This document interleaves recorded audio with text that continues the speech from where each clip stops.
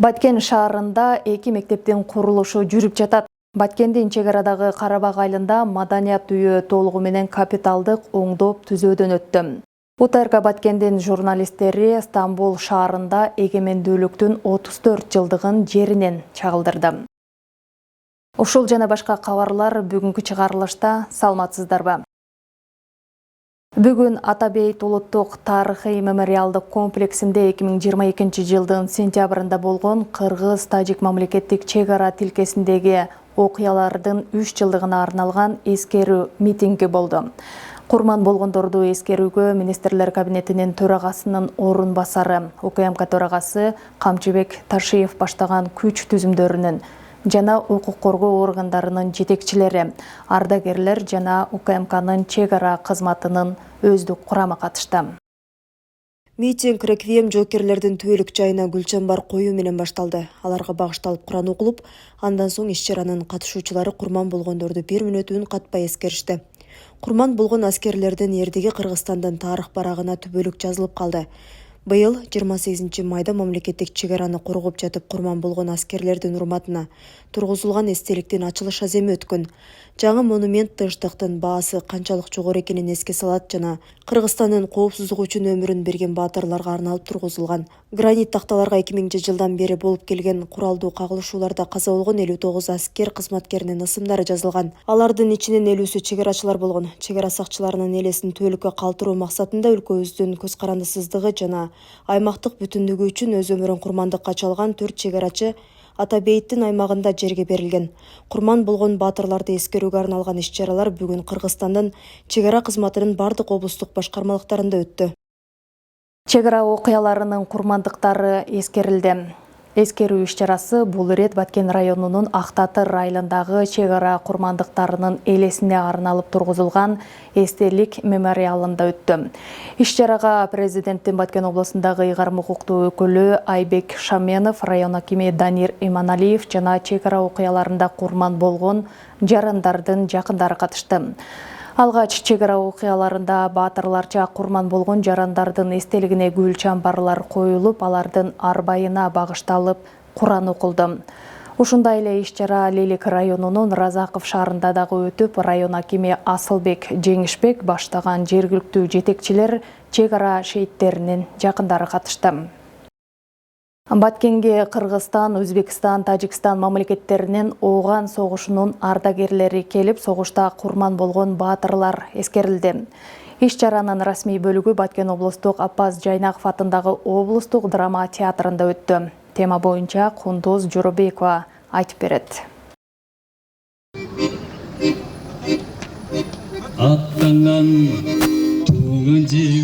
Кыргызстан, Өзбекстан жана Тажикстандан келген ооган согушунун ардагерлери бүгүн Баткен шаарында чогулушту. Бул тарыхты эскерүү гана эмес, боордош элдердин ортосундагы достукту чыңдоо күнү. Бул күнү согуш талаасында жанын берген баатырлардын урматына эстеликке гүл коюлуп, Куран окулду. Бул учур ардагерлер үчүн жүрөктөгү оор элестерди кайра жандантты.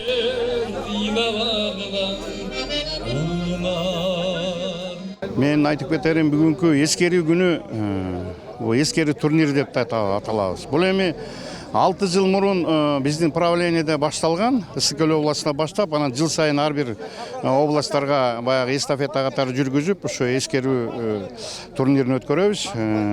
Баардык областтарда болуп келди. Анан быйыл буюрса ошо Баткен жергесине эстафета келип, ана азыр гүл чамдарды койдук.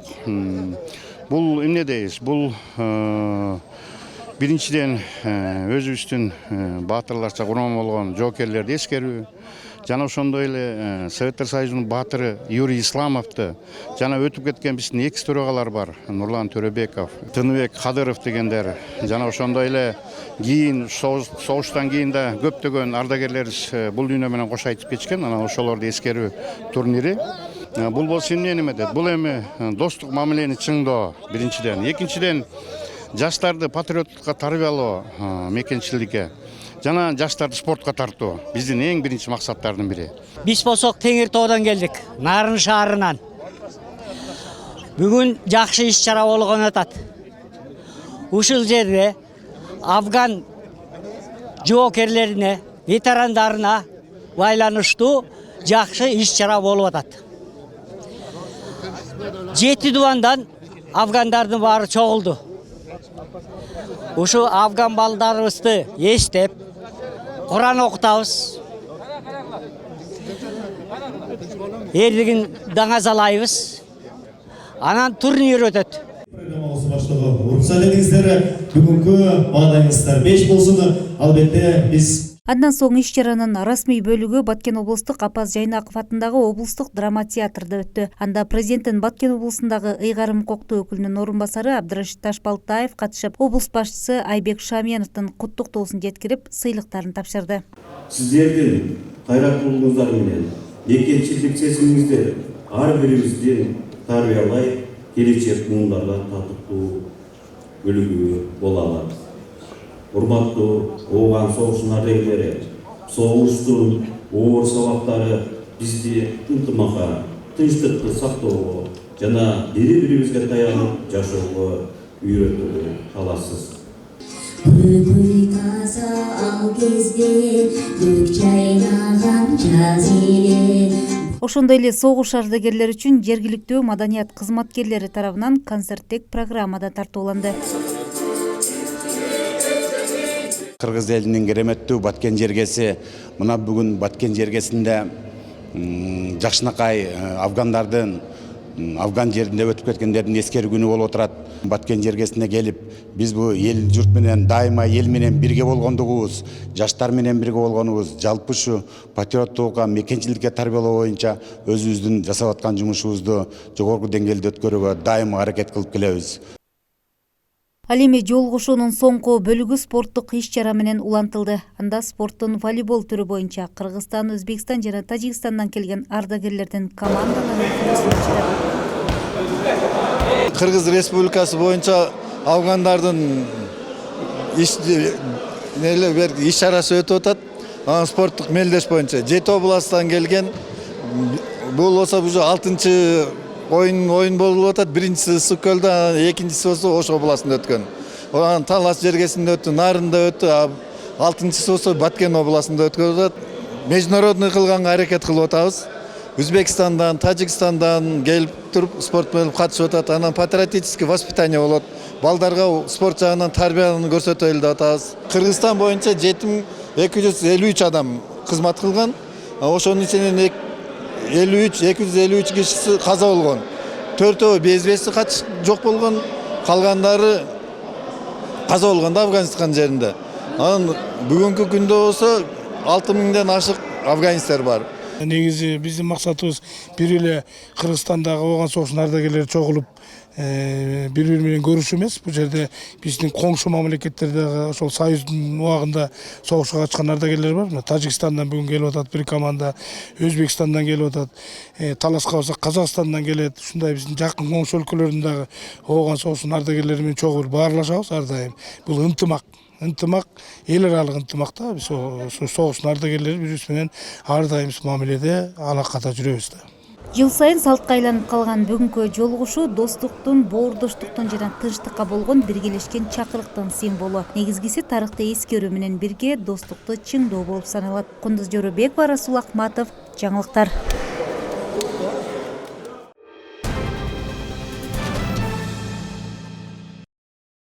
Баткен шаарында 2 мектептин курулушу жүрүп жатат. Калаадагы мектеп көйгөйүн чечүү максатында аэропорт аймагында 225 орундуу жаңы билимкана түптөлөт. Ошол эле учурда Жомарт Бөкүнбаев атындагы орто мектебинин кошумча имараты курулуп жатат. Теманы кененирээк кесиптешим айтып берет.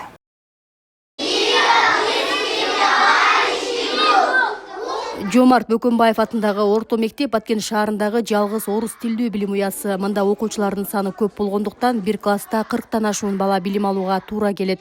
600 окуучуга эсептелген мектепте учурда 1950 бала окуп жатат. Окуучуларды мектептеги класстарга ыңгайлаштырып отургузганга шарт түзүп аракет кылып жатабыз. Бирок окуучулар 3 сменде окуп жатат. Аларга парта столдун жетишсиздигинен кыйынчылык жаралып жатат. Айрым класстарда бизде окуучулардын саны 50дөн. Жогорку класста окуучулардын саны 45-43 түзүп жатат. Мугалимдер үчүн бул өтө кыйын. Себеби бир мугалим 50 балага бир 45 мүнөттө сабак өтүшү оор маселе да. Бул маселени чечүү максатында мектепке кошумча имарат курулуп жатат. Ал 225 орундуу. Экономика министрлигинин Баткен областынын регионалдык экономикалык өнүктүрүү экинчи долбоорунун алкагында кошумча имарат салынып атат. Ал 225 орундуу. Бардык шарты менен өзгөчөлүгү лифти бар анда. Анын ичинде актовый залы бар. Андан тышкары дагы толугу менен биология, физика, химия сабактары, класстары ошол жерде болот. 3 этаждан турат, 3 этаждан.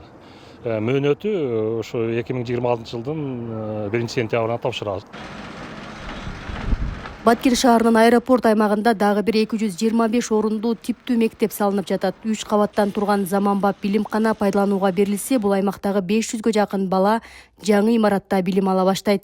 Мектептин сметалык баасы 180 миллион сомду түзөт. Ошону менен катар Кызыл жол участкасына дагы жаңы мектеп түшөт.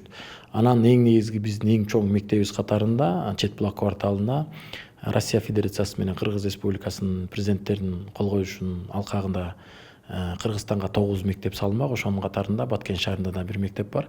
Ошонун бардык документтерин баарын толук кандуу бүткөрүп бердик. Кудайым буйрса, быйылкы жылдын аягы менен кийинки жыл менен башталышы менен башталат да. Шаар бийлиги жакында дагы бир мектептин курулушу башталарын билдирди. Эскилиги жеткен облустук жатак мектептин ордуна Чет булак кварталына жаңы типтүү мектеп куруу пландалган. Мингүл Көчөрова, Абдрашит Саттаров, Алато 24, Баткен облусу. Баткендин чек арадагы Карабак айылында маданият үйү толугу менен капиталдык оңдоп түзөөдөн өттү. Жаңыланган имаратта китепкана да ачылган. Жергиликтүү эл маданият үйүнүн ачылышын чыдамсыздык менен күтүп келген. Чек арадагы айылдын көркүн ачкан маданият үйү тууралуу кийинки материалда сөз болот. Карабак айылына киргенде эле жол боюнда жайгашкан бул имарат кооздугу менен суктандырат. Айланасы көрктөлүп, кооз гүлдөргө бөлөнгөн бул жай жакында эле капиталдык оңдоп түзөөдөн өткөн айылдык маданият үйү. Өткөн кылымдын 90-жылдарында курулган имарат 34 жылдан кийин толугу менен жаңыланды. 31 август күнү эгемендүүлүк күнү менен кошо ачылышыбыз болду. Биздин негизги ремонтубузга мамлекет тарабынан 17 миллиондой акча каралган, айыл өкмөт тарабынан 1 миллиондой акча каралган. Жана дагы областтык маданият үйүнүн дагы көп жардамдар берилди. Бүт жаңыланды. Эмеректерибиз, аппаратураларыбыз бүт баары жаңыланды.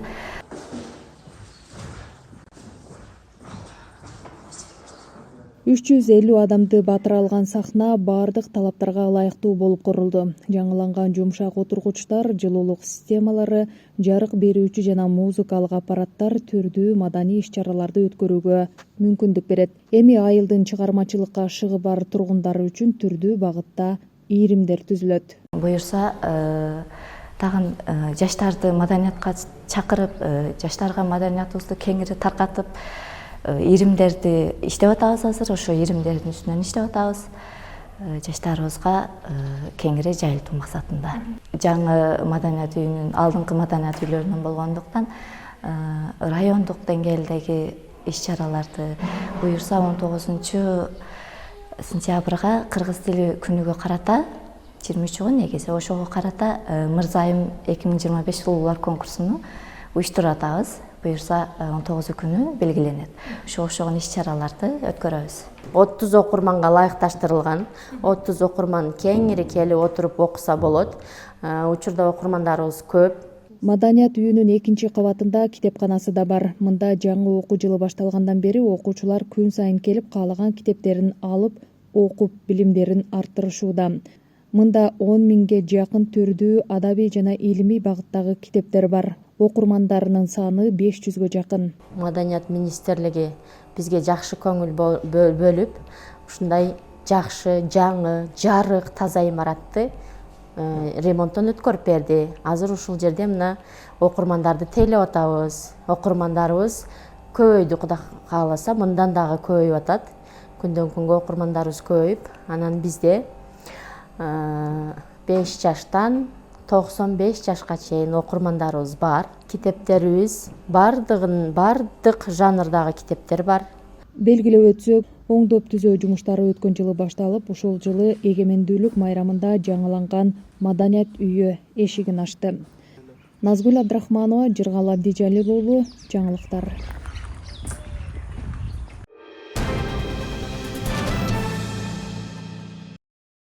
Эми кезек расмий кабарларда. Министрлер кабинетинин төрагасы Адылбек Касымалиев Ички иштер министрлигинин жол кыймылынын коопсуздугун камсыздоо башкы башкармалыгына автоунааларды тапшыруу жана кызматкерлерди сыйлоо иш-чарасына катышты. Алгач Адылбек Касымалиев берилип жаткан 150 автоунаа боюнча токтолуп, Кыргызстанда чыгарылган автоунаалар менен тиешелүү кызматтарды камсыздоо өлкөнүн экономикалык кубатынын жогорулап жатканы менен байланыштырды. Бишкек шаарында каттоодо турган машинелердин саны 400 миңден ашып, келген кеткендерди кошкондо 700 миңдей машина каттап жатканын белгилеп, жол кыймылынын коопсуздугун камсыз кылган кызматкерлерди заманбап автоунаалар менен камсыздоо зарылчылыгын айтты. Андан соң министрлер кабинетинин башчысы жаңы автоунаалардын ачкычтарын тапшырды. Иш-чарада ошондой эле өзгөчө Кырдаалдар министрлигинин куткаруу кызматынын 35 жылдык мааракесине карата жана жайкы туристтик сезондогу кызуу иште адам өмүрүн сактап калган 7 кызматкерге жана милициянын 16 кызматкерине автоунаалардын ачкычтары менен биргеликте министрлер кабинетинин атынан алкыш жарыяланды. Биз бүгүн бир эле учурда эки жакшы максатты ишке ашырып жатабыз. Биринчиден, Кыргызстандын өндүрүшүнө, ишканаларына, жергиликтүү бизнеске колдоо көрсөтүп, ишеним артып жатабыз. Экинчиден, жолдо мына автоунаа көбөйдү. Бир убакта 50 миң машинага чакталган Бишкектин жолдорунда азыр шаарда каттоого турган машинелердин саны 400 миңден ашты. Келген кеткендерди кошкондо 700 миңдей машина каттап жатат. Ушундай эле көрүнүш башка аймактарда да болууда. Ошондуктан жол кыймылынын коопсуздугун камсыз кылган кызматкерлерди заманбап автоунаалар менен камсыздабасак болбойт. Урматтуу жол кыймылынын коопсуздугун камсыздап жаткан милиция кызматкерлери, сиздерди Кыргыз Республикасынын президенти урматтуу Садыр Нуркожоевичтин жана жеке өзүмдүн атыман Хайтера рациялары, GPS навигациясы менен видео байкоо камералары бар станариптик технологиялар менен жабдылган 2025 жылы чыккан жап-жаңы автоунаа болушуңуздар менен чын жүрөктөн куттуктайбыз.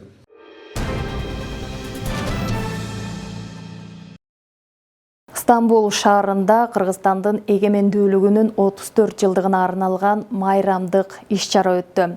Кыргыз Республикасынын башкы консулдугу тарабынан уюштурулуп, ага мекендештер, жергиликтүү бийлик өкүлдөрү жана белгилүү эстрада ырчылары катышты. Маданий программа жана улуттук оюндар менен коштолду. Майрамдык салтанатты биздин кесиптештер жеринен чагылдырды. Биз азыр Түркиянын Стамбул шаарындабыз. Мында мамлекеттүүлүгүбүздүн 34 жылдык мааракеси чоң масштаб менен белгиленет. Ага Кыргызстаныбыздын алдыңкы белгилүү ырчылары катышат. Демек, алдыда бул концертке чейин дагы 6 саат убакыт бар. Демек, 6 саатта биз азыр мейманканага кийип, даярданып, кайра чыгып концерттен сиздерге кенен репортаж көрсөтүп беребиз. Алыстабай турган. Эгемендүүлүгүбүздүн 34 жылдыгы менен чын дилимден куттуктайм.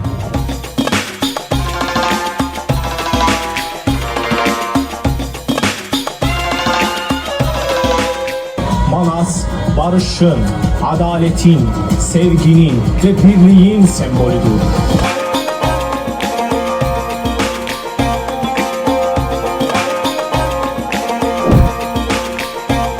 Mana kандай? Mana sonun aybay, bugün 31 avgust'ta ele alatıp bizge. Yaşasın Kırgızstan!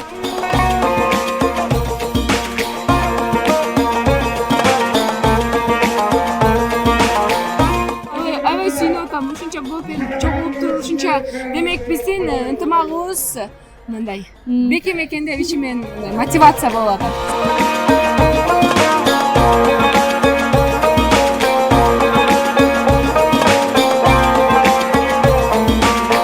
Салам бар, мекендештериме салам түнүп, бирге алдайм алга.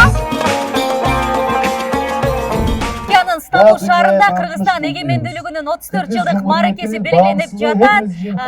Аны Кыргызстандын Стамбулдагы башкы консулу уюштурган. Ага болсо Кыргызстандан келген кыргыз эл артист, республиканын эмгек сиңирген артисттери катышып, Түркиядагы кыргыз жарандарынын маанайын эң жакшы деңгээлде көтөрүп жатышат. Айдор концерттик программа жакшы деңгээлде өтүүдө, алдыда айтып беребиз. Ушул жылдын 15 сентябрында Стамбул шаарында Кыргыз Республикасынын эгемендүүлүгүнүн 34 жылдыгына арналган майрамдык иш-чара өттү. Кыргызстандын Стамбулдагы башкы консулдугу тарабынан уюштурулуп, элчи Руслан Казакбаев, жергиликтүү бийлик өкүлдөрү жана коомдук уюмдар катышты. Бүгүнкү иш-чарага Түркиянын болгон булуң буучунан биздин мекендештерибиз келип отурушат. Жалпы саны 1000ге жакын мерчемделген бир иш-чара. Бул жакта өзүңүздөр көрүп тургандай сый тамак ашы менен чогуу Кыргызстандыбыздан биздин атактуу ырчыларыбыз биздин мекендештерибизге жакшы маанай каалайбыз деп келип отурушат. Иш-чаранын алкагында куттуктоолор айтылды. Эгемендүүлүгүбүздүн 34 жылдыгы менен чын дилимден куттуктайм.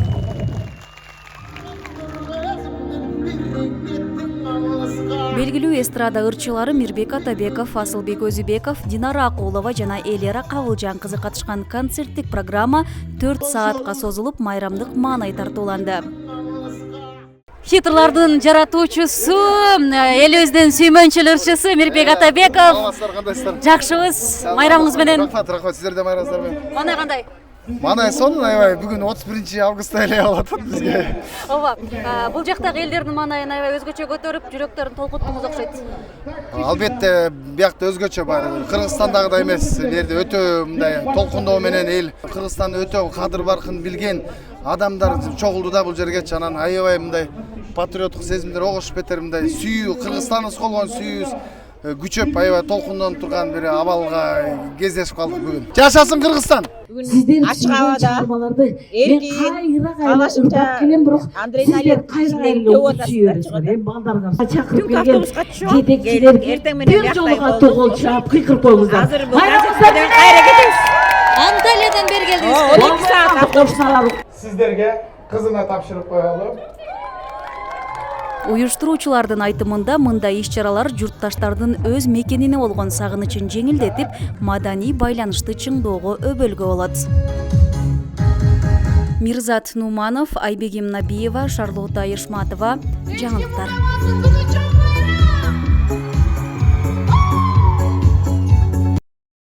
17 сентябрдан 19 сентябрга чейин республика боюнча локалдык нөшөрлүү жаан-чачынга байланыштуу сел жүрүү, эңкеш жана төмөн жерлерде суу каптоосу мүмкүн. Өзгөчө Кырдаалдар министрлиги бул күндөрү тоолуу аймактарда жаратылышта. Дарыя жээктеринде эс алууну башка күнгө пландоону сунуштап, арык каналдарды тазалап, жамгырдан топтолгон кыян сууларынын агып өтүүсүнө жол ачууну эскертет. Бул жана башка кабарлар биздин социалдык баракчаларга да жүктөлдү. Ал жака да баш багып, жаңылыктар менен таанышып турсаңыздар болот. Жалаң гана жакшы жаңылыктар менен жүздөшөлү.